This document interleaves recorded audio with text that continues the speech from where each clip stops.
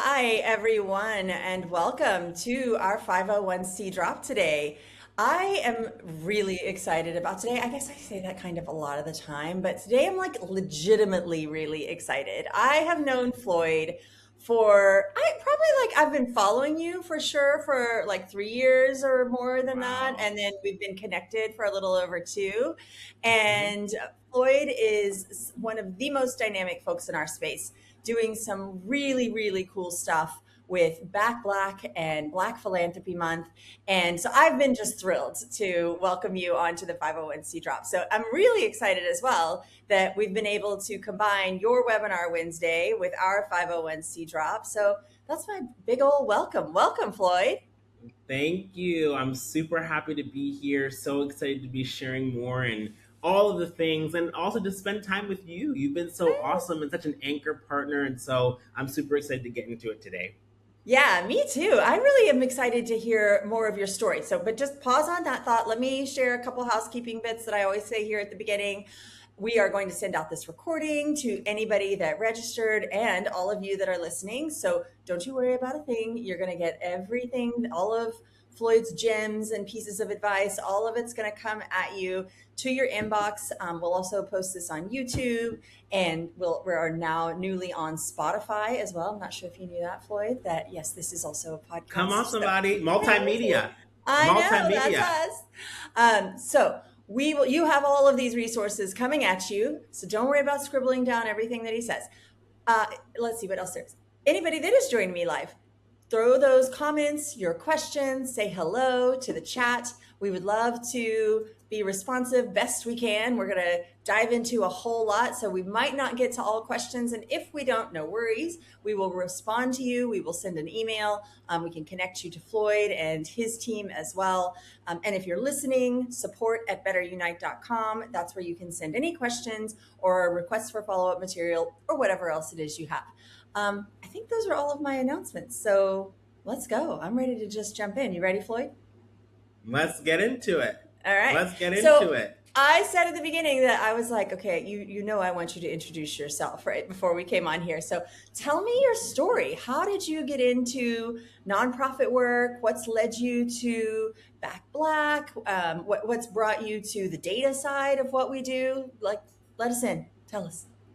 I love it. Also, I'm seeing some of my people here. Hey, Janice. Hello, Yay! Rosa. Hey, Arnold. I'm super excited. Charles, I love it. Oh, Florida in the house. We got Windsor, California in the house. Come on, somebody. All right, so I'll get sidetracked if I don't stay I focused with love you. it. But so my story, honestly, it's so funny because I feel like my story, especially as it pertains to giving back, starts before even me, right? Like my family is from Sierra Mm. Leone, West Africa. My parents and my Oh, two eldest brothers are from Freetown, Sierra Leone. And yeah. CJ is in the house. I'm seeing so many good people here. I love it. And also for those of you who don't know, Leah mentioned this, but we are doing webinar Wednesdays. So if you're in our email, you're going to see we have a bunch of webinars that are happening from now throughout August, and this is our first one, so super excited. But okay, as I mentioned, my family's from Sierra Leone, West Africa, and so growing up, we would go back and forth a lot. Like we would Oh, really? go a lot. And I would remember on holidays, like on Christmas, we would wake up and we would like go and feed. We would provide food and toys and stuff like that to people in the community. My father's also an entrepreneur, so every single day I would wake up in the morning and I would like see a long line of people like outside of our house getting ready to come in, and my father would provide jobs and day Oh, that's opportunities, awesome. and it just made me realize that giving back is not just something you do, it's who you are, right? And Yep. so I have always had that mindset, but when I got into actual philanthropy and fundraising and whatnot, it was like not everything was the same, right? And it was Mm-hmm. like I was realizing that, because I've worked, in tech, I've worked as a frontline fundraiser, I've worked in so many different capacities, but the same through line that I saw was that not all money is made equal, right? Like Yeah. you could be doing amazing, impactful work on the front lines, but still not being able to earn the funding that you need, right? Like not being Right. able to bring in the dollars that you need. And so I realized two things. One, yes, it's about knowledge and capacity, but it's also about access and equity. Come on, somebody, right? And making sure that the 100%. dollars are flowing where they need to be going, right? And I Mhm. realized that that wasn't the case. I realized that I would go through and do the work, but the money was not going where it needed to go, right? Especially and particularly to communities of color, right? And to Mhm. organizations who are led by people who look like me. And so throughout all my work, I said, you know what?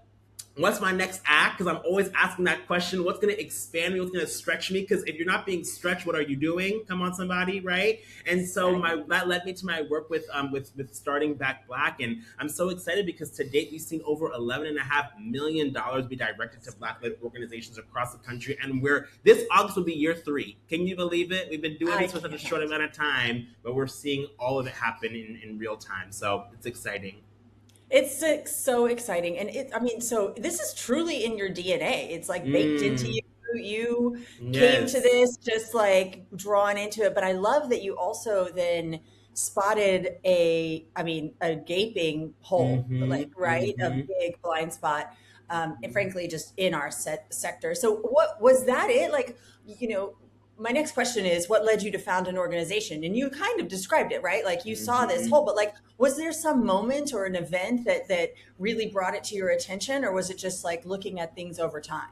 Yeah, such a good question. So, for those of you who don't know, I'm a speaker and a coach. So, I've been working with nonprofits and doing a lot of frontline fundraising for a long time. I also speak all over the world at nonprofit conferences and inspiring nonprofits and providing them with tools and resources to grow. But again, over time, as you just mentioned, I saw that so many of the organizations who needed this work and needed these resources weren't always in the room. And Yeah, as you and I know, so many things happen when you're in the room. yeah, 100%. So many things happen when you're in the room, right? Like when you're in the room with the right funders. Look, get this. I was talking to a very successful person. I can't, I don't mean not name drop, but they have founded a really big company. Okay. Okay, And they said, we only give to nonprofits that we've heard of or been recommended to, or we only provide board I've members. so heard that. It's a thing that happens all It's the a time total because what thing. is fundraising? Fundraising is relationships, Uh-huh. right? Yep. And Fundraising knowing is people. relationship and who you know, right? And so Hmm. I kept thinking to myself, there are so many people who you will never meet, sir, because I've watched how you move. I've seen the different places that you've been at. There are so many people that you will never ever You meet. have And I just self-siloed. come on somebody, right? And also you give to who you know, your people give to who they Just know, and yeah. so they're never reaching people and places that they've never been. You know what I mean? And so I kept thinking to myself, how do we create the virtual room? Right? How do we create a room that other people can actually enter in? And it's not about gatekeeping. It's not about who you have to know. It's not about looking a specific way. It's just about being connected. You know what I mean? And Mhm. so not only have we directed funding, but one company in particular, I remember working with earlier this year, Sage. They're a multi-billion-dollar Yeah. company. Every single year they pick nonprofits that they provide resources to, they provide board members to, they provide training to, and they specifically came to us, and we helped slot one organization from our directory to get in the room. Come on, somebody, Incredible. right? And these Incredible. are shape shifting opportunities that can help change the trajectory of organizations, right? And so I said, we're going to create that because I don't want these boundaries. I don't want these barriers. And for people who don't know, Black led nonprofits only receive 1% to 2% of philanthropic dollars globally, right? And so I I'm like, was we got to shocked to hear change that these stat. stats. Isn't it 100%. crazy? I You Still. told me that years ago, and I was like, I truly was shocked to hear that stat, and I am further shocked to hear that that is still the case. Actually, I'm really not. I'm not shocked to hear that it's still the Mm, case, but mm, I have to think that you have made some incremental change already. I know you have. You've just told us the mm. stats, so we're definitely 100%. on the Well, trajectory. also, you know, Debily asked, what is that stat again? It's 1% to 2% of philanthropic dollars globally. And you know what? Hold on, y'all. Let me show you something. I got more in store. I don't want this to break the internet. So let's see if this will actually go. Hold on. Let me share my screen. Okay, can you guys let me share? Can't see yet, but I'm dying to know. Share screen 501c drop. Boom. Can you see this? Not yet. Hold on. There it is. Oh, Yes, we can. there it is. Okay. Black led nonprofits only receive 1% to 2% of philanthropic dollars globally, but here's some other stats, right? 53% rely on 1 to 2 major donors, right? Nearly half of nonprofits have no full-time staff members. A third of nonprofits operate on budgets of less than $30,000. And here's the thing, because some of you might be watching this and be like, okay, well, how does this pertain to me? Because I'm not a Black-led nonprofit. But a lot of these stats pertain to grassroots organizations as well. You know what I'm saying? Here's what my vision is, and here's why I show up and do the work that I do, right? Because I am here to lay a blueprint. I always say your budget has nothing to do with the size of your belief. Your budget has nothing to do with the size of your belief. We've only been around for what, 3 years? 3 years. And we've already, our smallest donation to our organization has been $20,000, right? We have worked with some of the major brands that you've heard of. Come on, somebody, right? I want to lay a blueprint for every single organization, no matter where you are at, no matter what community you're at, no matter who you're serving, and you can take this and you can continue to go and scale and grow, okay? I need you to be your best, whoever you are. I need you to step into 2026, okay? Because things are different. It is not a one size fits all any longer, okay? You can't be going and doing outdated funding models, okay? I was on a podcast yesterday and we were talking about this, and I was like, there are so many organizations who don't have business models. I don't care if you're a nonprofit, you need to step in with a plan. Hope is not a strategy. Come on, somebody. That's right. You need the hope to get going. You need the hope to get home. But if you want to go higher, we need a strategy and we need a plan. Yeah. Okay, so that is the work that I am doing. Okay, that is what I want to lay the blueprint for. If you follow me on any of my channels on LinkedIn, I yap a lot over there. Okay, but come on, somebody, I'm gonna teach you a plan or two. Okay, because I need you to grow and I need you to scale because your community is relying on you. Your people are relying on you. Your mission is relying on you. Okay, let me stop, Chuck. You know I can I mean, I have chill bumps. I feel inspired. I almost got teary there for a minute, Floyd. Like, I love this so much. And those of you that can't see, we had a lot of clapping, applaud hands flying up through the chat too. So everything you just said so totally resonates. My whole background is with, or primarily, small nonprofits, mid-sized nonprofits, and that's like where my heart lives. I love that, and that's exactly how I knew what you mean about, like, you're just not in the room with so many of those people. So Floyd is giving us the answer as to how you get it. And he's opening the doors. I love it. It's a big tent. It's a big tent. We can all fit. Come on, somebody. What do you think, Floyd, then is the most common, like, misconception that nonprofits, I mean, frankly, or funders have about Black giving? And I know that you have a lot of data to talk about this. So let's start bringing in some of your data.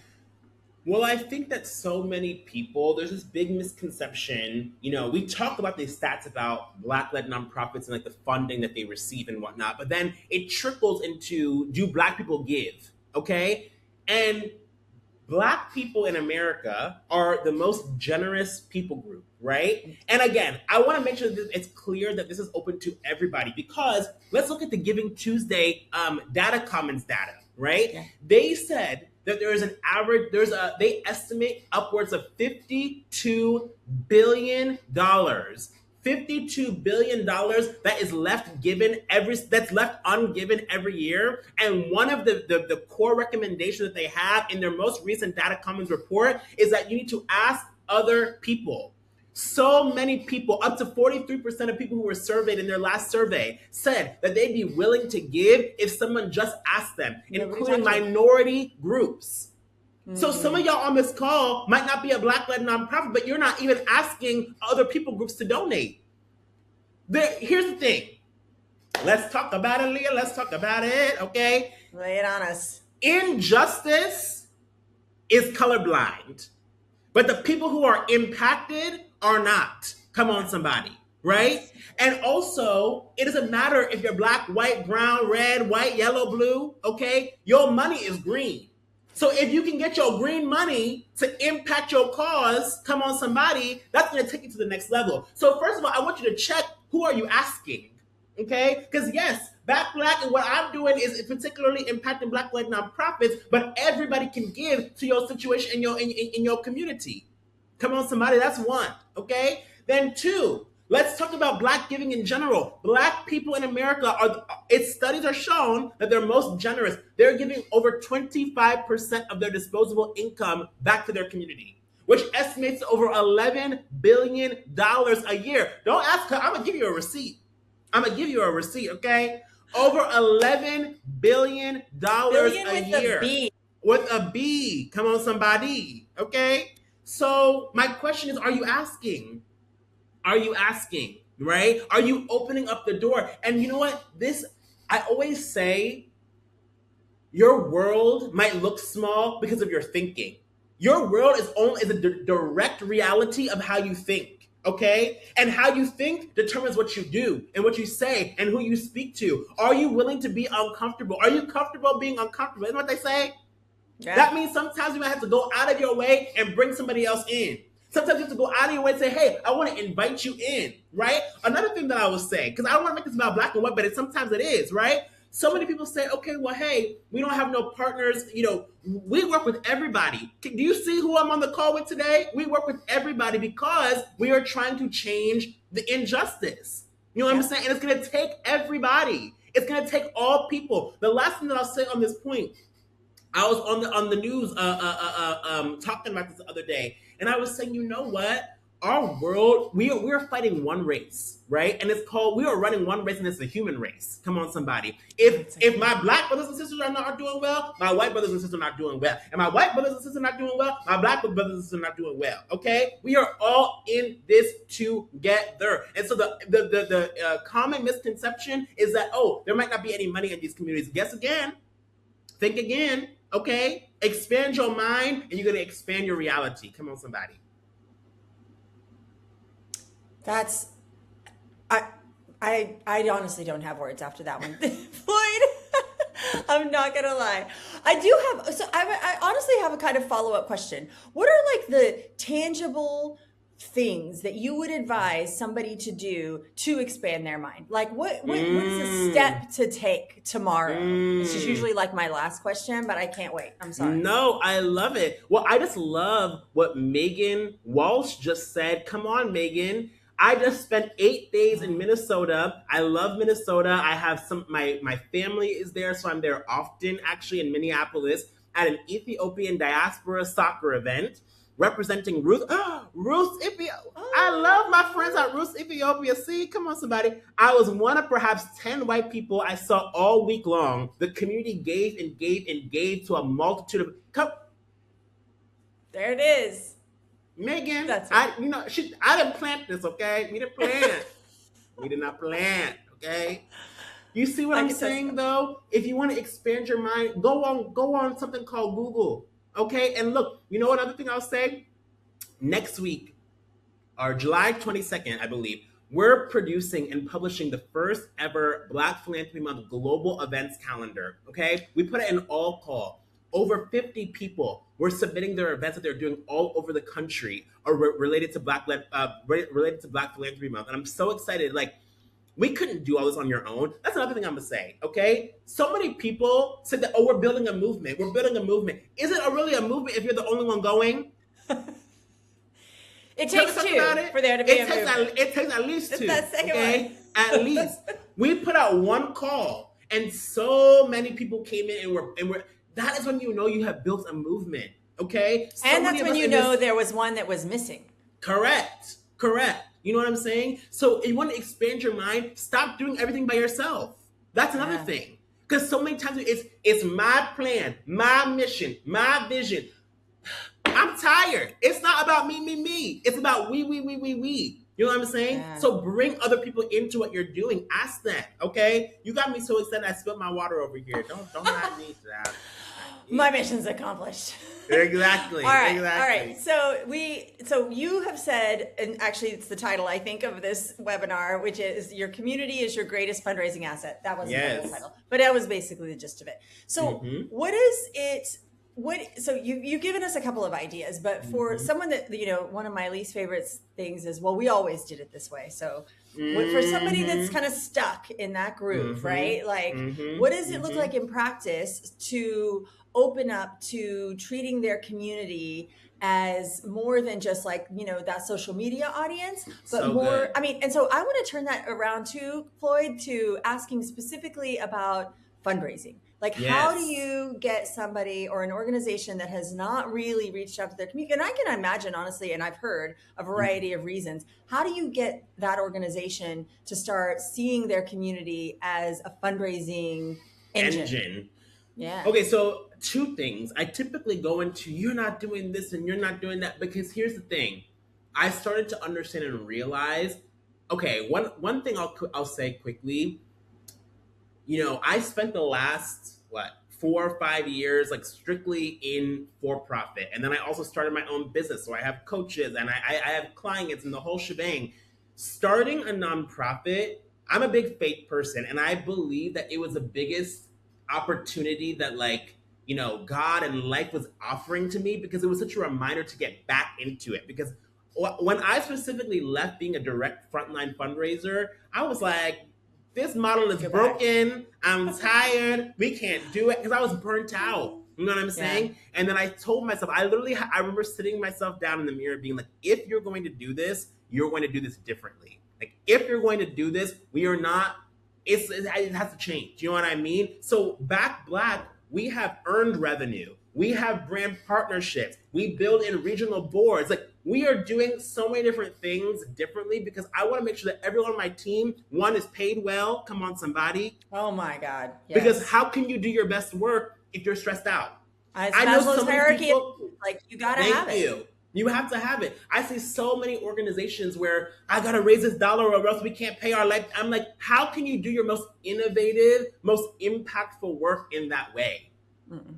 You It, can't. it's It's you can't. You really can't. And so I literally told her, I was like, we have one program. For the longest time, we had one program. And that's a big thing that I'm gonna tell people. So many people are trying to do this program and the after school program and the yearbook program and the blood drive and the community. And I'm like, I'm so tired. you can't do it all. And you're not supposed to do it all. Okay? So that's the first thing I would say. We're burnt out, but a lot of times we're the ones lighting our own candles. Come on, somebody. Oh, that's a And good I one. Yeah. promise you, if you took a step back, okay, say you stopped one program, if everything fell apart, then my thing is, are you a band aid or are you an actual solution? Because sometimes I keep thinking to myself, I want to work for a day where that soup kitchen isn't even needed because everyone is fed properly. Come on, That's the somebody. goal. Yeah. And a lot of times it will have to be it's gonna be have to be more than just you. It's gonna have to be more than just you who's gonna accomplish this. So that's what led me to my 4 Cs framework. I have a 4 Cs framework of community building. I'm gonna share my screen again. I Let's told go. Leah this is gonna be a multimedia experience, y'all. Okay, let me go ahead. We're like, So let's so see. many times. Let me see let me know if it pulls We up. gotcha. It's coming. There it is. Boom. So somebody said, my question is what may be the top. Okay, we're going to talk about that. Okay, so much of traditional giving is focused on the pyramid, right? You've seen the whole donor solicitation pyramid. And what is at the top of this? It says major donors, right? So everything that we do, even this, is focused around the gift, right? It's focused around getting a higher gift. It's focused around you go to a person thinking, how is this person going to give me a higher gift? And that is why I am seeing organizations burn out, fall, and fail time and time and time again because fundraising is not about the higher gift, right? It's not about the gift at all. It's about how do you help people become a higher version of themselves through the gift. This is cool. We're going to let it sink in. It's not about a higher gift. It's about how can they become a higher version of themselves through the gift. Come on, Yeah. somebody, right? Yes. So this is why I created the 4 Cs of community building. Captivate. That's when you share the spark. That's moments like this. That's your event. That's your gala. You have a nice, great video that you posted online and you're getting people excited and you're getting them hyped, okay? You share the spark with them. Now they're lit up, right? Then communicate. How do you share the story with your people, right? Because anybody can light a spark, okay? We don't have a spark problem, okay? Ice bucket challenge, right? Giving Yeah. Tuesday, no shave November. We can light a spark, y'all, okay? And that is exactly the philosophy that I'm building with BackBlack. Yes, BPM, August is our entry point. We're gonna get people excited. We're gonna get them giving. We're gonna get them hyped. But I don't want you to just be hyped and that's it. I want you to But figure then out it how can ends you on August start 31st. exactly. How do you scale after that? Right? Yeah. So step one is captivate, but then two is communicate. How do you share the story? So how you now they're in your newsletter. Now they're actually woven in because why do I say the story is so important? I always say your story gonna take you to a high level of glory. Come on, somebody. Because Ah, people need to see themselves in your story. that's They want to be the hero. They want to understand what they're doing, right? I always say you're a bridge. You're a bridge between where your people are and the change that they want to see in the world, right? You're a bridge between where people are and the impact that they want to have in the world. Leah, there are probably so many people that you could interview and work with any day of the week. But you specifically said, I want to continue working with you. I asked, and you said you did. yes. Why? I Because did. we're going in the same direction together. We Right. have a grander story that we're trying to accomplish together. Come on, somebody, right? So Mm-hmm. that's why communicate with your people is so important. And I even have a little example here. We go in and we actually tell the story, okay? We actually send film and camera crews all around the country, right? And tell powerful stories. Why? Let me show you why. Because now we're getting people making viral posts. We're getting press. Why? Because we're actually getting over 40,000 unique visitors to our website in a couple weeks, right? This is all in the month of August. This is last August, okay? Right? We're getting people joining and subscribing. This is the power of sharing your story. This is the power of sharing your Post story spark. properly. So the spark happens, but then the story is what's reeling it in and pulling it all together. You got me, I okay? love Then you it. convert. Convert is shared the opportunity, and this is what I want y'all to hear me, okay? If y'all not in my mailing list, here, let me do one of these, okay? Scan this code, okay, and make sure you get in because I drop gems like this on a regular basis, okay? He I talk really about this does. I all of the gotta time. say, I listen. I follow you on all the things, and I get all of the stuff, and it is so Oh, inspirational. And for anybody that's listening and not seeing this QR code, look in the show notes. We're gonna put all these links in there, so thank don't you. you worry about Perfect. that. Okay, perfect. This is where it's so important, okay? Because so many people, when they get involved, all you say is donate, and then that's it. How many times do you meet somebody and you're like, let's get married right now? They're gonna be like, huh? You don't know how many times people they hear me or whatever, and they're like, can you join our board? And I'm like, I don't even, do you know my last name? Like, you know what I'm saying? This Let's is why date there has first. to be levels to this. Yeah. Okay, I don't have a slide for that right now, but if I did, well, let me see if I have it. Anyway, while I'm talking to y'all, I'm gonna see if I have it. But this is why it's so important to have levels. Do I have it? Yes. Boom. Let me share y'all. Come on, Canva. We love Canva. Okay. Oh, love it. Level one could be okay, share on social media, right? That can become a virtual volunteer. Level two can be okay, become a peer to peer fundraiser, right? Level three can become a recurring donor. And then level four could be join your board or become an ambassador, right? But there has to be levels to involvement because you're going to lose people. I was just talking to somebody the other day who just started a nonprofit, and they were like, and their nonprofit is actually doing well. They're getting a lot of organic engagement and people getting really excited. And they were like, we're losing our volunteers because all we have them doing is specific admin tasks. And I'm like, It's boring. one size don't fit all people. Mm-hmm. In this call right now, we have founders, we have fundraisers, we have people who think of the social media. If you're only giving them one thing to do, you are going to lose them, and it's not going to see it through. Okay, but that is up to you. Remember, you are a bridge, right? And on a bridge, there is many different steps that you're gonna have to take. So maybe one person is gonna walk to the left. Maybe one person is gonna walk to the right. Maybe one person is gonna run. Maybe one person is gonna skip. Maybe one person is gonna jog. Right? Your job is to get them from point A to point B. And if you only give them one path, then you're not gonna see what you need to see. Okay? So this is And up it's to so you and true your too. team. Mm-hmm.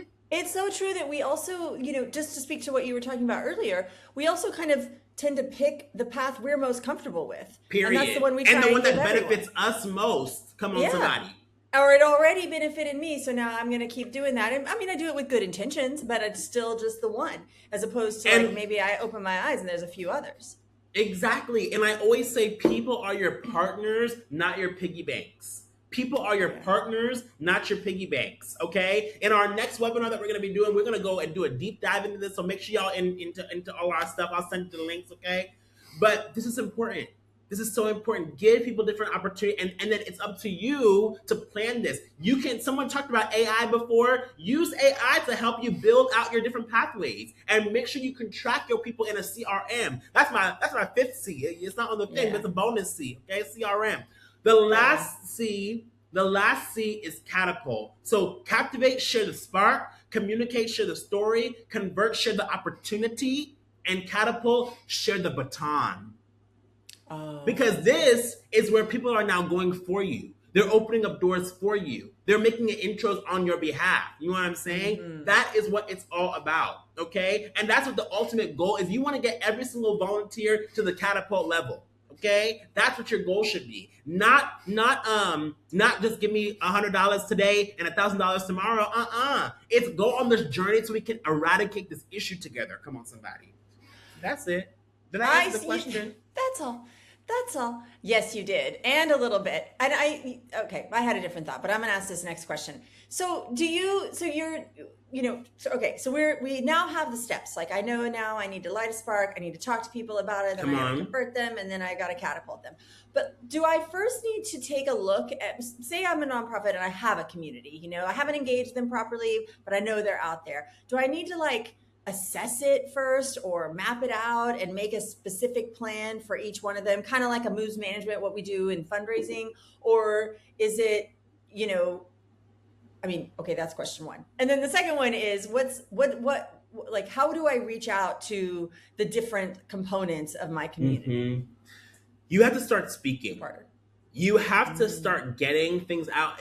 This is, to be honest, this is about your organization, but this is also about your life, right? I always say, walk with me.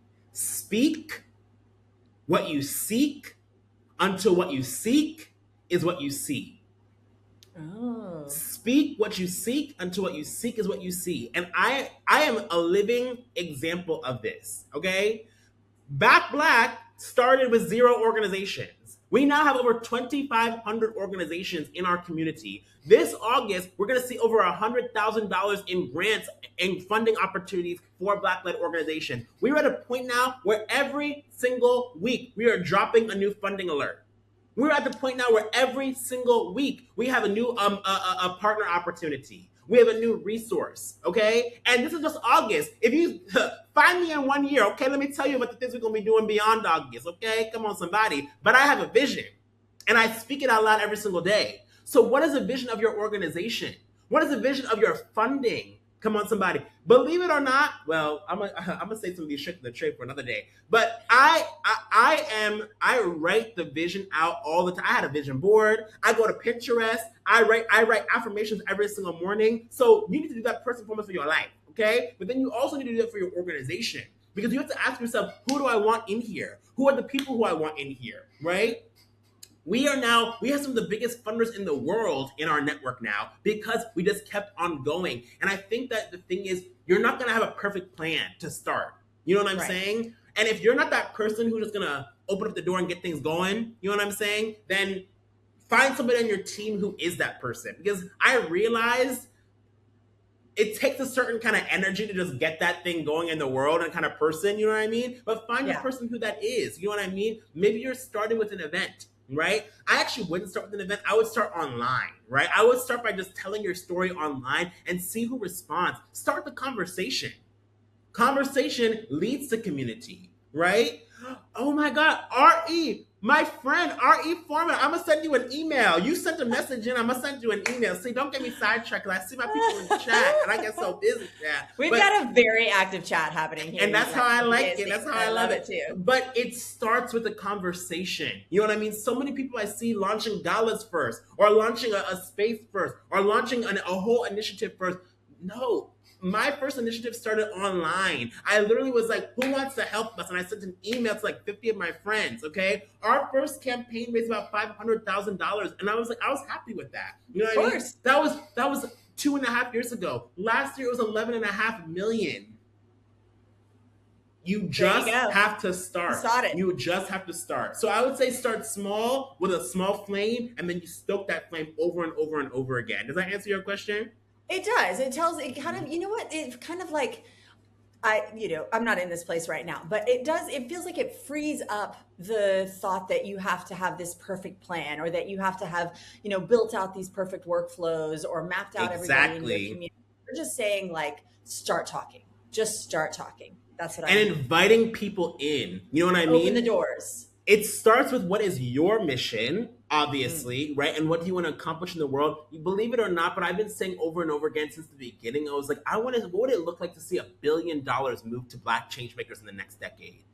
yeah. And then now it went from what would it be like to I'm going to move a Now billion I'm doing it. dollars to Black change makers in the next decade. You know what I'm saying? A lot of times, if you want to build something or get something off the ground, you're not going to have the proof, right? All it starts with your spark, right? But then over and over and over again, you're going to have proof and you're going to invite other people to expand that thing. You know what I'm saying? So a lot of times, there's organizations who've been around for 5, 10, 15 years, and they're still kind of staying small because they're not now telling the story and bringing other people in to get the baton going. So the thing, if you're on this call, I would ask you to assess, where am I at in the 4 C's? Where am I at in this? Am I stuck on getting the spark going? Am I not telling my story properly? Am I not inviting people into enough opportunities? You know what I'm saying? And if you're a one-person team, because guess what? We start off as a one-person team too. Hello, so come on, Everyone somebody. does. It was just Yeah. me, right?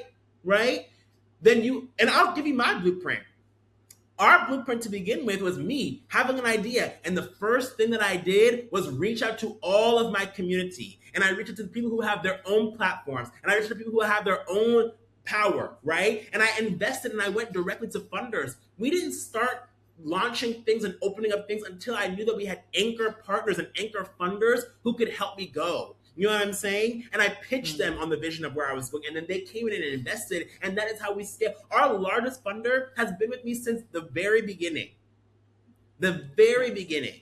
You know what I'm saying? So you have to find your believers. That's why I said fundraising is not just about the check. If the check is all that you want, the check is all that you're going to get. But you Yeah. need believers who are going to take you to your breakthrough. Come on, somebody. So, okay, to that end, our boards as nonprofit folks are supposed to be that, right? Like they're built-in believers. That's what they're supposed to be. Mm-hmm. They've signed up for it. Hopefully you dated them a little bit before you asked them to join your board and get married. But what about Hello. That's those? all. That's webinar number 2. Come on now. Exactly. So, I mean, you and I have both talked to board members, and maybe there's some in there right now. And I know Mm-hmm. somebody on this call has a board member out there that's like, well, I'm just not comfortable fundraising, or I'm just not comfortable, whatever. So, what do you say to that Mm. reluctant board that is? And I mean, and I've been in situations where that's almost the entire board. A lot of times, us as fundraisers, we walk in to that, and you didn't pick them, you don't get to choose them a lot of the times. So, like, what do you do with that board Yes. member that's like, no. Right. The first thing that I would say is a couple of things. My philosophy and what I tell my team from the top to even my assistant, because I think everyone's on the same level, fundraising is a team sport. Mm-hmm. And everybody has to understand that whether you are just in programs, whether you're the chief of staff, whether it doesn't matter what your role is, everybody is an ambassador for the organization. And fundraising is a team sport. We are all having ownership of this, right? We all take this on as a goal, right? So Mm-hmm. that's the first thing that I would say. The second thing I would say is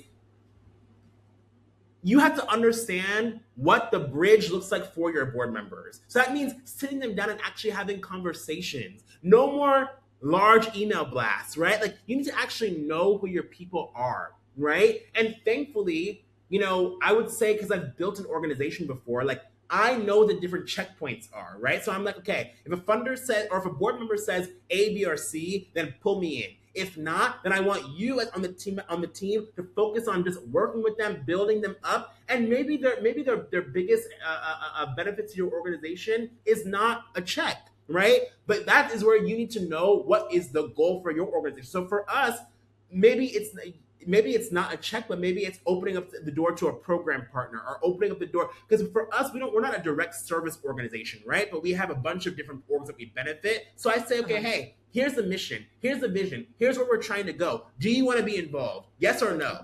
Yeah, yeah. And if they say yes and they express what their passion is, then it's my job as a bridge. Come on, somebody, we're gonna take it back. It's my job as a bridge to figure out, okay, where are they at? What I'm gonna put you in A, B, C, or D. And if they're like, well, I have E, I'm gonna say yes, but not right now. I'm gonna say That's great. yes, and I'm gonna put you on the notepad because we're gonna come back to it because Yeah. everybody has a role to play in getting us to the other side, right? But you have to stay focused. You are the one steering your organization in the right direction. So if they're a board member and they're like, you know what, I hear what you're saying about A, B, C, or D, but what about H? You're gonna say, thank you, but we're gonna come back to the next board. And you be okay with saying thank you next. You know what I mean? Yeah. It has to be about alignment. I always say alignment determines your assignment. Oh, how many of these do you have, There, Floyd? it flows out. I'm so impressed. Alignment determines your assignment. So it's okay Yeah. if that person is not aligned. If they're not aligned, isn't this doing a disservice to you and them, and ultimately the Totally. people that you're trying to serve? Absolutely. And like, just because you're coming back to them, I mean, it could be too that you're like, okay, H, pin in it, give us a minute. Would you consider C for a little bit? Correct. People Invite sometimes them will step in. out of a comfort zone for a minute, not Mhm. forever, if they have But like, you know what? an It's in so place. funny. I always have this one story that I like to share that threw me off. So Mhm. I was working for a direct sports organization. We provided free sports for kids, and I was so this was before I had my community epiphany, and I was like, okay, everybody needs to give $5,000, $5,000 here, $5,000 there. Don't be late. We take ACH. Like I was ready to go. All right. Yeah. And one board member in particular, he was like, well, I hear what you're saying, but I want to create a soccer tournament. And I was like, a check would be so much easier. Like, I got to go and do it. So it's like, but guess what? That one soccer tournament the first year raised over $10,000. And then he came back the next year, raised over $20,000. And the third year raised over $30,000. Now, that man is I think he's either the board chair or at least very high up on the board. And I was just like, I almost got in my own way because remember, Yeah. if a check is all you want, then a check is all you're gonna get, right? But I said, if you know what, our goal is to be able to provide that funding for this program. Maybe they have an H way of doing it, but that H is not an H, it's more of like an A asterisk because it still Yeah. fits within where we're trying to go. It's not how I would do it. You know what I mean? So there's two different things here. One, something that's truly not aligned, or something that just isn't the way that you would do it. That's something that I've learned in leadership, okay? Yeah. I know you know what I'm talking about. Sometimes you have I a do. different way of doing it, and that's okay as long as it's still helping you towards your core goals. If it's going to take you off your core goal, call me And next sometimes year. that thing gonna make me so uncomfortable, and I'm gonna like, Yes. it's gonna like Yeah. scratch at me the whole time. And this is why you but go to then, therapy, okay? This is why you get a coach. I've spent so much money on coaching every year because Oh, yeah. you know your blind spot. You're only gonna grow as far as you're willing to grow internally, and that's a word for Mhm. everybody on this call. I don't care how big your organization is. It's when you get into this work, it is no longer about you. You are now a facilitator and a steward, okay? So do your internal work so your external work can go ahead and shine. You know what? I think we all owe our missions and our clients and the people we serve our best selves, and the only way to get there Yes. is to do that internal work. Yes, Said the woman exactly. in long term. I know it's on the script, but I have to no. Okay, so you've talked a lot about story. Talk to us about like story arc, narrative arc, like a nonprofit Mm. story. What's the one that inspires a gift versus one that's just like, here's who we are, here's what we do. Like, Yes. what does that look like? It's not about the stats. So many people are like stat, and 50%, and we helped 100 people. I'm like, great. But tell me, there has to be souls behind the stats. Yeah, I need emotion. There has to be meaning behind the metrics. Mhm. That is why narrative change and raising with our organization, we have three things: direct capital, build capacity, raise awareness. Okay. This morning, I was literally talking to a huge organization because we're doing a whole storytelling campaign of their organizations because that's what it's about.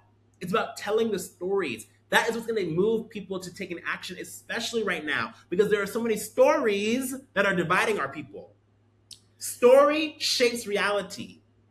Story And culture, shapes yeah. reality and culture, exactly. So, where do you fit within that story? And what stories are you telling, right? What do you want your people to get excited about and be a part of? You know what I mean? And you get to Yeah. determine that. And your greatest stories are within you. They're not just from the nonprofits that are your constituents, they're from your donors as well, from your board members as well. Everybody has gone through something, and it's your job to get and understand why are you here in the first place? What is motivating you? What is moving you in the first place? Because that is going to lead to the transformation. So tell me then, is storytelling colorblind? Do we need to direct our stories to Black I would donors and say communities in a different way?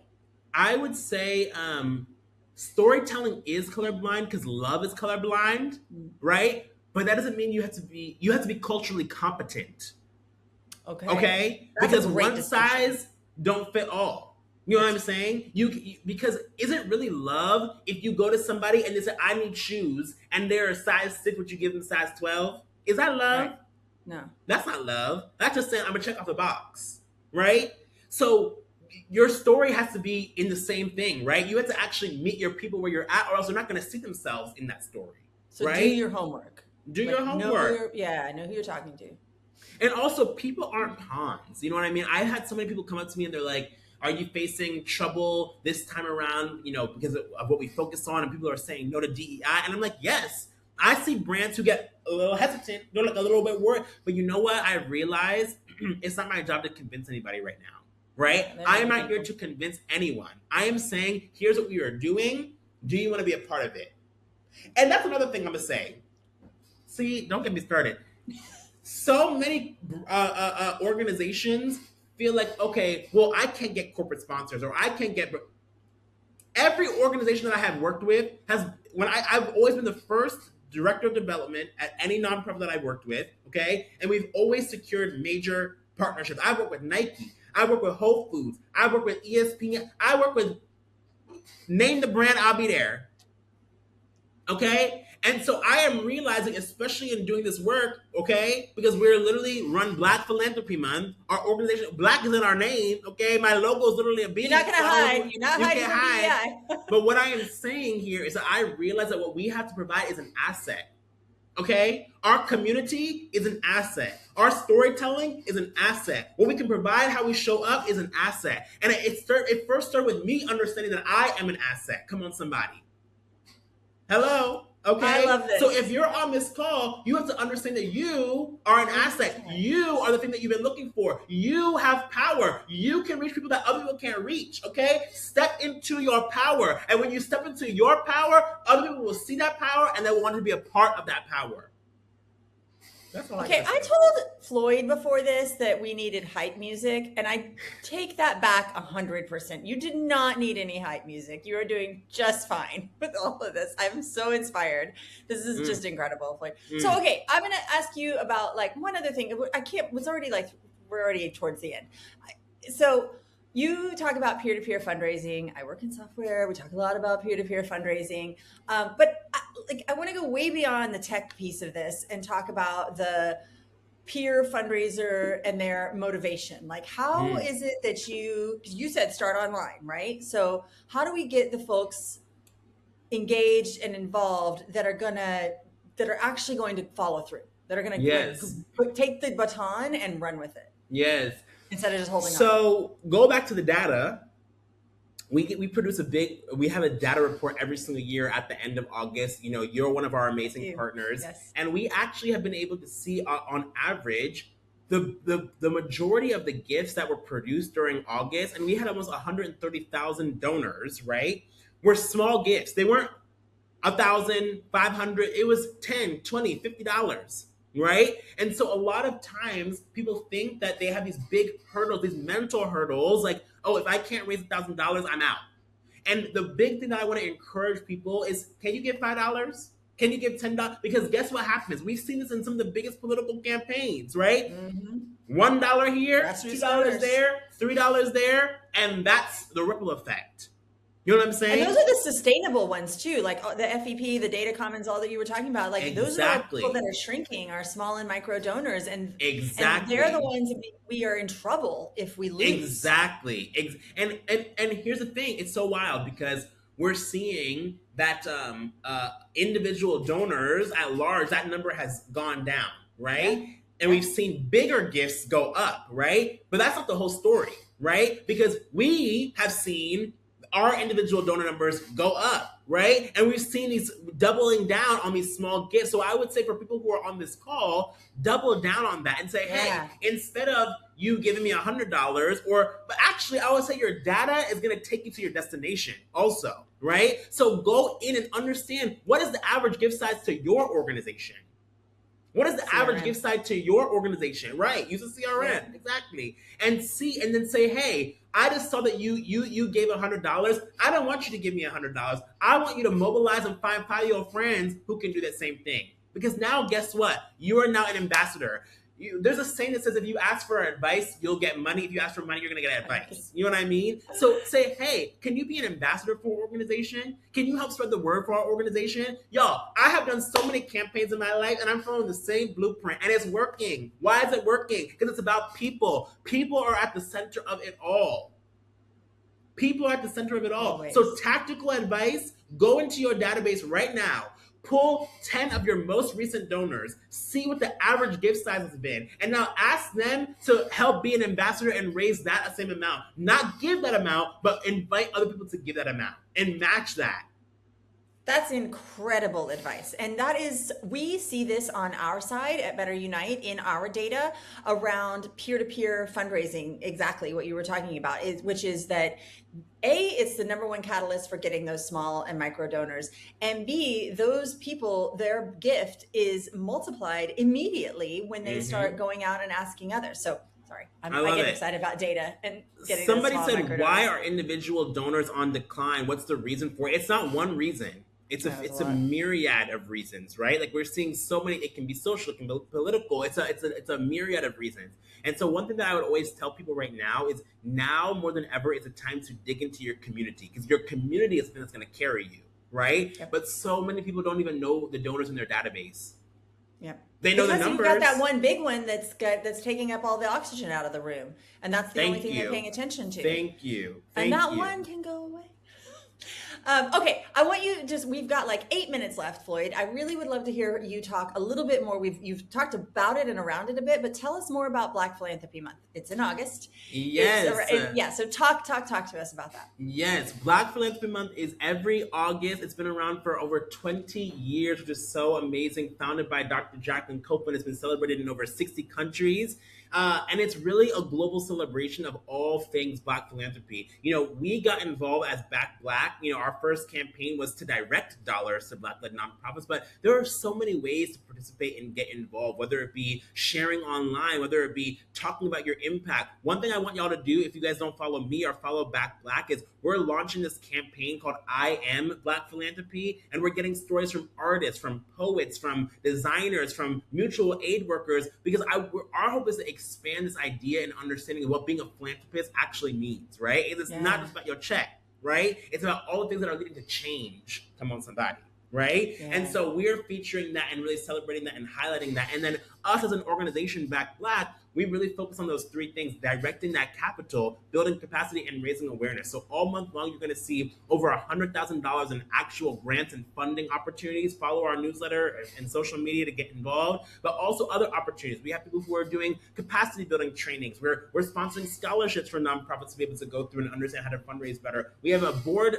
Well, I'll just tell y'all because they're on the call, but in a couple of weeks, we're sponsoring people to build a better board, right? And they're going to go through their own training and opportunity and give them more access. So all we do is give. We live to give and to see a stronger sector. And so I'm excited about it. Floyd Jones, ladies and gentlemen, the hardest working man in the nonprofit world. I love this so much. So, okay, I just want to give you one more chance here, and we can also look through and see if we've got other questions in the Q&A. But you've given us several gems, and you said you've already given a direct solution. Go find those 10 donors that are hiding in plain view, in plain sight in your CRM. What if you had to give one thing that everybody does outside of that one that you already gave? What do you want everyone to do this week, walking away from this webinar? Tell your story, 1,000%. Yeah. Go online and tell your story and share that story, because remember, your story leads you to a higher level of glory. Come on, somebody. But the real thing is that when you tell your story, you're inviting other people in. you're getting them to share their impact. I don't know if y'all ever heard my story of my first ever peer-to-peer campaign, but it was around Giving Tuesday, and Mm-hmm. we had it was with that same youth sports organization. Yep. And I told everybody on Giving Tuesday, change your profile picture to a picture of you as a child playing a sport. Okay. And the most powerful thing happened. Not only did they do it, the people that we asked, but people were in the comments saying, I remember when my child was playing basketball, or I remember when my child was playing soccer. People we didn't even ask started changing their profile pictures to a picture of themselves as a kid playing a sport, because we were providing free sports for kids. Our goal was $5,000. We ended up raising over $30,000 in that one campaign on Giving Tuesday. Okay. That Wow. is the power of people. That is how community is your catalyst, okay? Because you're opening up the doors for other people to get involved. So that is why I say share your story and then create real pathways for people to get involved and take you to that next level. If you do that, if you focus on that for the next 6 months, I'm telling you, your organization is going to look different. There's no way that it will stay the same. There is no way. It's not possible. I can't tell. So I do this 501c drop every single week, and it's so rare that I have somebody come on and talk. Matter of fact, maybe you're the first to come in and really pull everything back to mission. Like you have really reminded me, and I hope Mm, everybody else here, that the fundraising piece, that all of our organizations have an end goal. They really do, mm, and mm. we should be working to put ourselves out of a job at Come the end of the on. day. So I am so grateful to you, Floyd. Thank you so much for inspiring me, inspiring all of us today, and for all of the work that you do. Everybody here, I would imagine nobody has yet not gone and checked out backblackmovement.org, Yes. and follow Black Philanthropy Month next month, starting in August. Follow Floyd, follow all of those pieces. It's just incredible the work you're doing, Floyd. I can't thank you enough. Yes, and thank you to you for hosting me. Of Thank you to course. all my beautiful people in the comments. Whether you've been to one of my talks or not, I see so many familiar faces, and I thank you for sticking with me. I thank you for sticking with the work. I never take any of these moments for granted, ever, ever, ever, ever. And I just believe that if we're all doing our best, there's no way that the world can't change. It There needs you more go. people like us standing up saying, you know what, I'm going to continue learning. I'm going to continue growing. I'm going to continue showing up and doing the work. Okay. But guess what? When you show up, watch how the world shows up for you. That's it. We're all our own greatest asset. I love it. You've Yes. lit us all up, Floyd. Thank you so much. All right, you guys, I'm going to share my screen really quickly here at the end. Let's see, so that I can talk to you about getting in touch with Floyd at blackbackmovement.org. If you have questions, if you're listening and you'd like to us to get a question to Floyd, support at betterunite.com. If you're watching actually in 2 weeks, so I'm taking next week off. I'm going to be at the Giving Institute. I'm not actually taking it off, Floyd. I'm going to a Giving Oh, Institute Lord, meeting, I was but ready it's for really you. good. But it's really good. It's very interesting, and I'm carrying this energy into it, so it's even going to be better. But on the 21st, I'll be talking to Dan Campbell about running an event and getting the right people in the room to do all of the good stuff. And we've talked a little bit about BetterUnite. I know a lot of you here are maybe not familiar with us. If you'd like to take a look at BetterUnite and follow Floyd's advice towards getting a CRM or having really wonderful tools when you're planning and throwing your event, support at betterunite.com. It will show you around to scan that QR code. All right, y'all. Thank you so much, Floyd. Thank you again. I cannot thank you enough. And thank you to BackBlack and all the work you're doing. Thanks, everybody, for joining. See you next time. Let's all Bye, give them some good. y'all.